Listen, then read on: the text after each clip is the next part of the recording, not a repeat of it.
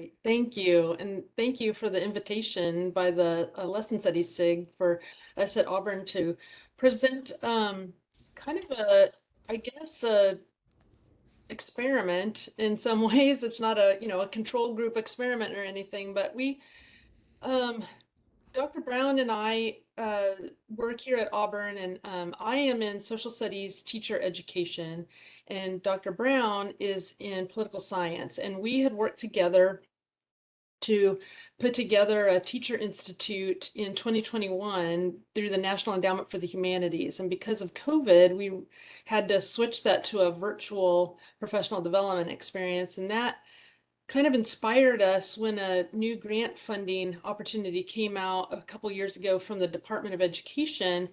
It inspired us to think about doing a large lesson study project that was multi-site and would potentially reach some teachers in underfunded districts, rural districts, and districts that were far away from the geographic center of Auburn that we don't get to work with very often. And we thought it might be interesting to try a virtual lesson study project. So that we're going to talk today, my team and I are going to talk about some of the challenges that we have experienced, but also some of the rewards and the opportunities that this format has um, benefited us with. Let's see, I need to figure out how to click the slides. There we go. So the project is called Clear Thinking, and I'm just going to briefly talk about the purpose of this was to support social studies teachers who were interested in and dedicated to engaging their students in what we're calling civic inquiry. It's the kind of inquiry that a citizen would need to do in order to analyze some of the complex political and social issues that face a pluralistic democracy. And that includes civic reasoning, legal reasoning, ethical reasoning, what is fair, what is just, and then analogous reasoning. If we rule this way in this case, or if we decide this, how would that apply to other situations? And are those identical or are they similar? And how are they different? And that's all based on a philosophy that we have at Auburn that good social studies teaching should always be grounded with the goal toward preparing people to participate in a pluralistic democracy. And I will click to move forward. So my role in this is the pedagogy person and a person who has used lesson study for about 20 years. And Dr. Brown's expertise is as a constitutional scholar. He has written several books on Supreme Court cases, particularly religious freedom and other First Amendment freedoms. So he provides the content that the teachers receive via lectures, readings, books on a civil right or liberty that is the feature for that year. And then I provide some pedagogical modeling and some strategies and leading a team of lesson study facilitators. And I'll explain that in a second. This program was funded through a large grant that was received through the Department of Education and then the American History and Civics National Activities Grant. And that is providing us the support to hire 10 lesson study leaders or lesson study facilitators. And with us tonight are the three that are here at Auburn. Megan Andrews, Matthew Summerlin, and Jesus Tirado are 3 of the 10 lesson study facilitators.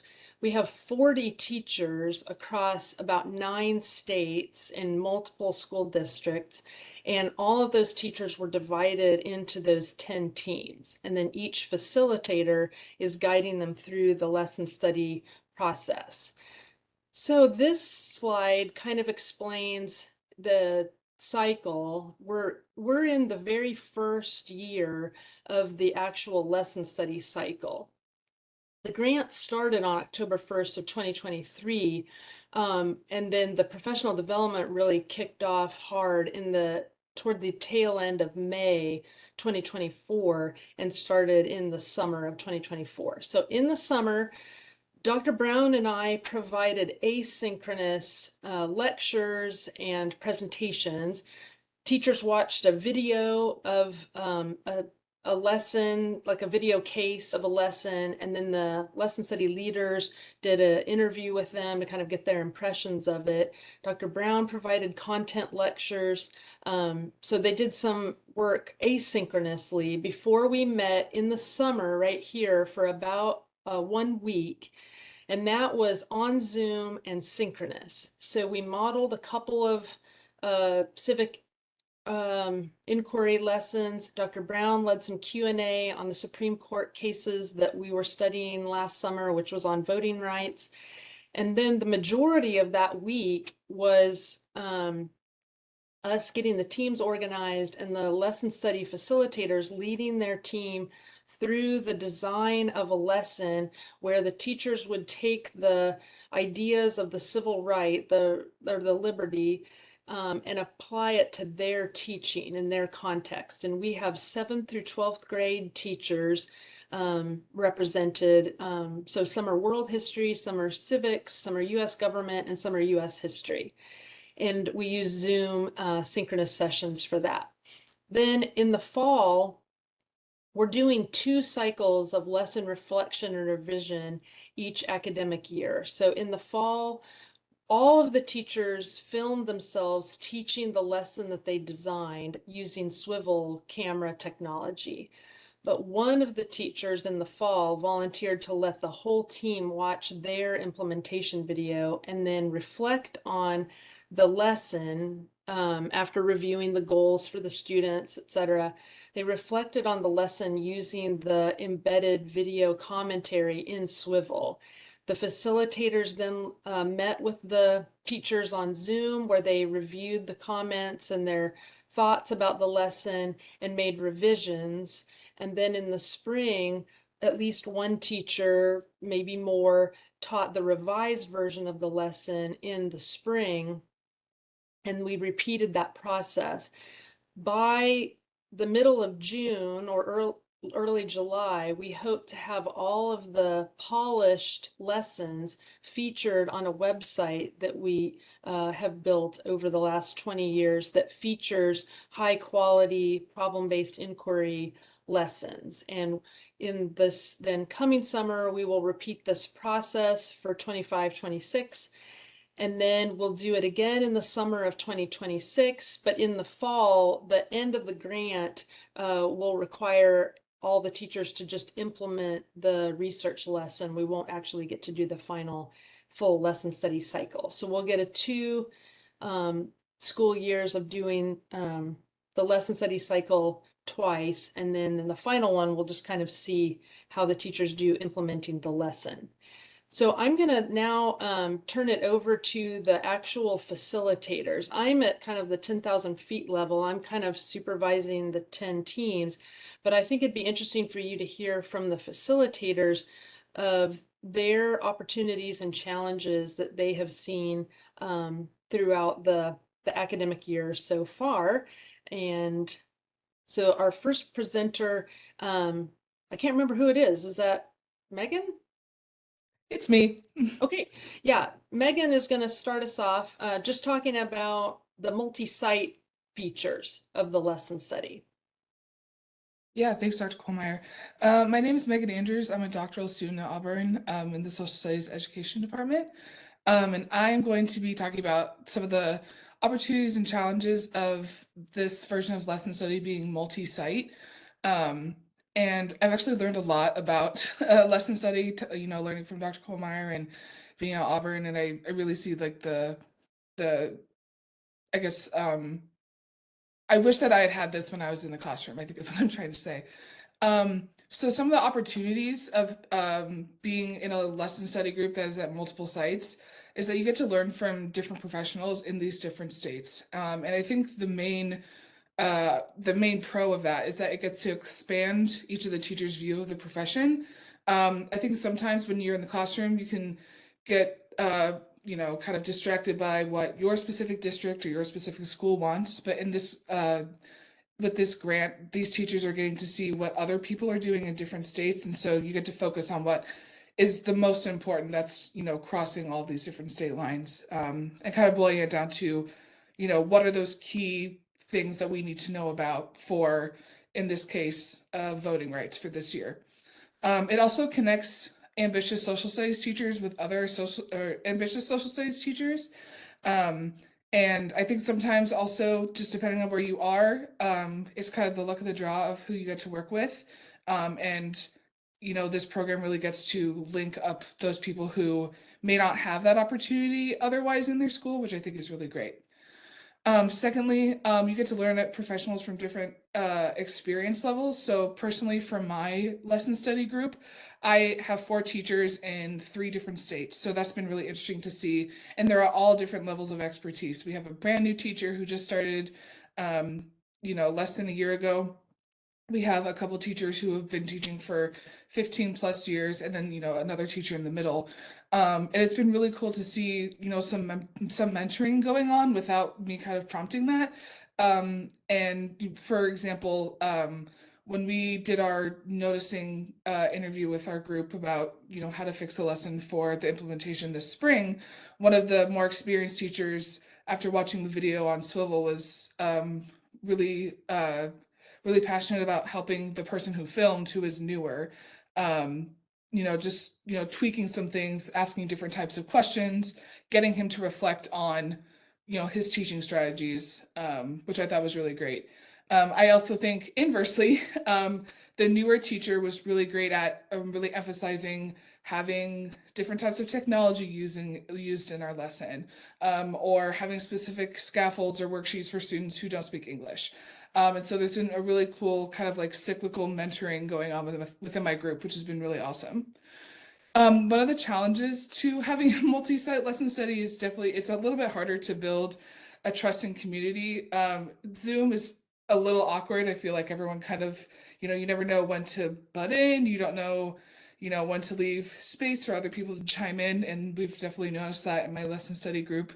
And the relationships are professional, which is great, but it reduces the vulnerability that people have to share maybe things they want to fix or asking for criticism that can sometimes be built among peers who are within the same space. But yeah, I've really noticed a lot of really great things that have happened in my lesson study group, and I'm really glad to be part of this. Thank you, Megan. And I did fail to say, we're going to try to move through this by 5:30 or 6:30 Eastern time so that we have plenty of time for questions.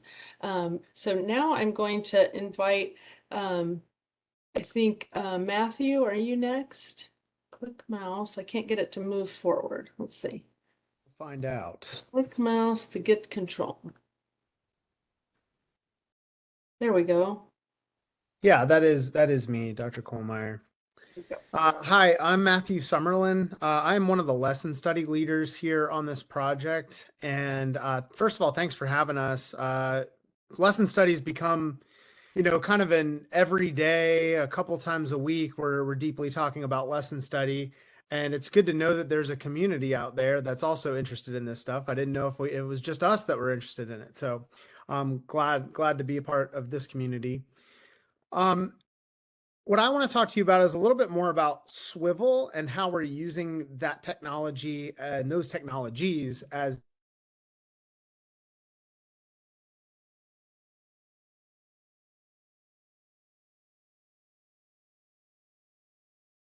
I believe Matthew cut out.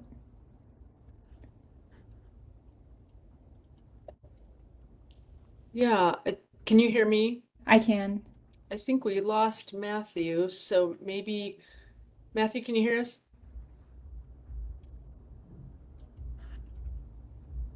Okay. I'm going to go ahead here and I'll do my best to remember what he was going to talk about. So Swivl has, if you're not familiar with it, it allows the teacher to film themselves. You can also put additional, they call them markers, but they're little microphones that you can put in desks to capture small group work. And then as you listen to the film, you can isolate those microphones so you can listen into a small group, etc. Sometimes that's not necessarily in the camera view, but you can hear some small group work, which we found really helpful. So one of the things that it's allowed us to do is to use those microphones for teachers to listen in and analyze the students' thinking while they're working in small groups.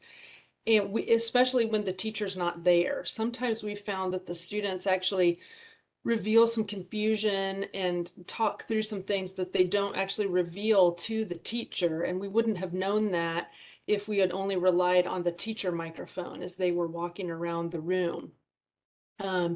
It has been convenient in terms of not trying to have all of the teachers physically get to a classroom at a specific time.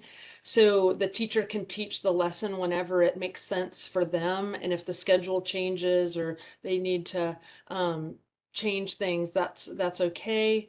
So we can capture it whenever it's good for the teacher.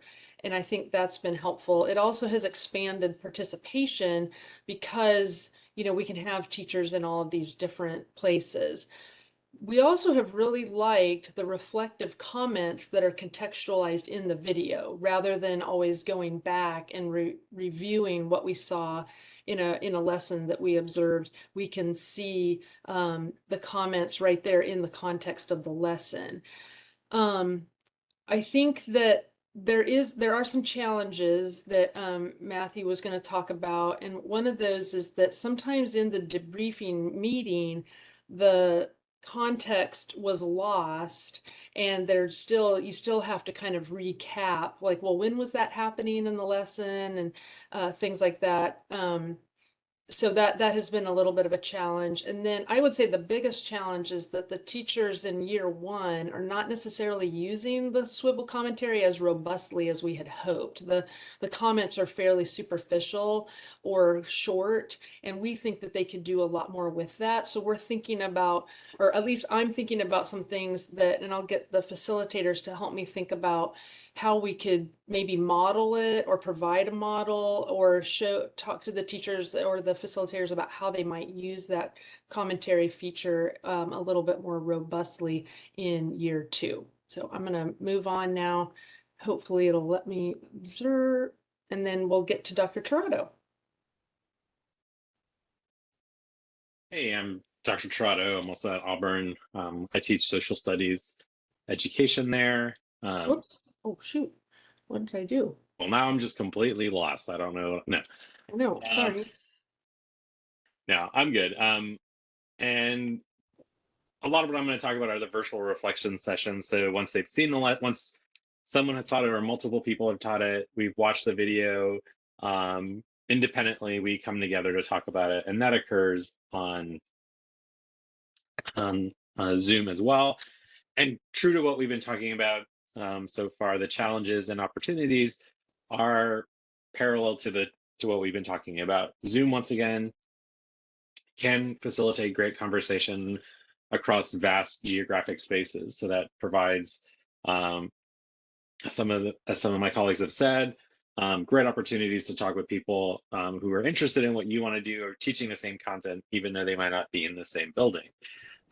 It also allows teachers to be engaged in a critical conversation with someone who isn't necessarily their colleague, which does have the potential to increase some honesty or some more direct mentoring, as we've talked about, because now you're not saying something or critiquing or doing something with someone you have to see day in and day out. You can kind of be a bit more sort of directly honest you can be more blunt, if I am being funnier.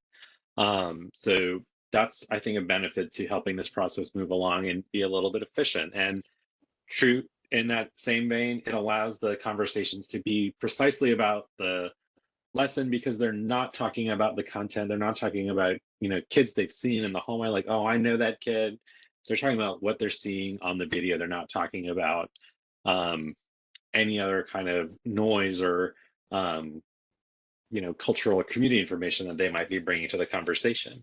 And all of these challenges are kind of flip sides to these opportunities. So it's kind of like, we often talk about, is it a feature or is it a bug? And that's kind of what we're trying to piece through and work through this as well. Zoom, as much as it helps us connect, as it's doing, or virtual conversation platforms, they help us create conversations, as this one's doing. They also can create barriers. You're not in a room with someone, you're not sharing a space with someone. meetings can start to feel like wedged into your daily life and professional practice instead of a part of that. Internet troubles, as you know, poor Matthew has been struck with, can interfere with that. And also, you know, home life easily intrudes. You know, my daughter came in and knocked over some of the stuff behind me as she was saying hi to me.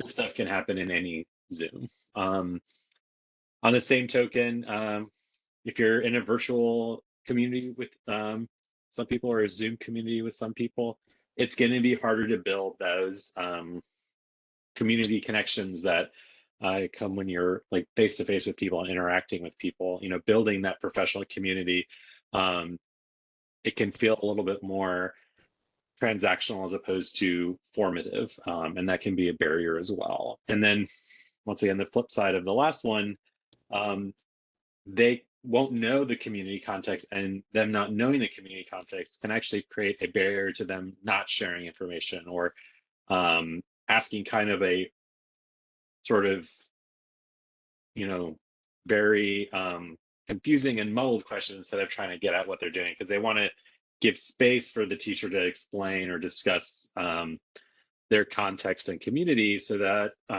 perhaps they don't feel like they have to take responsibility for a decision they made or something that they could have done differently. It becomes a much different conversation in that regard. So these reflection sessions can look, they you know, over Zoom can be really amazing, but those challenges kind of constantly creep in as we're trying to have them, and we're trying to figure out what's the right balance of how can we make it feel more of a community building exercise and a professional building exercise instead of let these challenges interfere with that. And I'm going to throw it back to you, Dr. Coleman. Thank you so much. So I think I'll click to our final slide, and it's really just an opportunity for, and Carrie, we can probably just stop sharing, but now we're ready to take questions from anybody. I think one thing I forgot to say before we take questions would be, we are paying all of the teachers a stipend because all of the work that they're agreeing to do with this project is outside of their contract day as a teacher. So all of these Zoom sessions and watching of the Swivl video is happening in their quote free time, evenings, weekends, holidays. I think there were a lot of Labor Day meetings, winter break meetings, etc. So some of it's happening in the summer, but a lot of it is happening during the year. And I think I neglected to share that context because that might help you understand why some of the, you know, the comments might not be as robust, or some of the personal things that might interfere with a Zoom call because people might be juggling young kids at home, etc., because they are doing this outside of their contract day. So now we'd be happy to open it up to any questions or suggestions if people have done this. Like I said, we're in the very first year, so we would love to get some ideas from people who might have done this as well. And but questions, just anything you'd like to share? Or...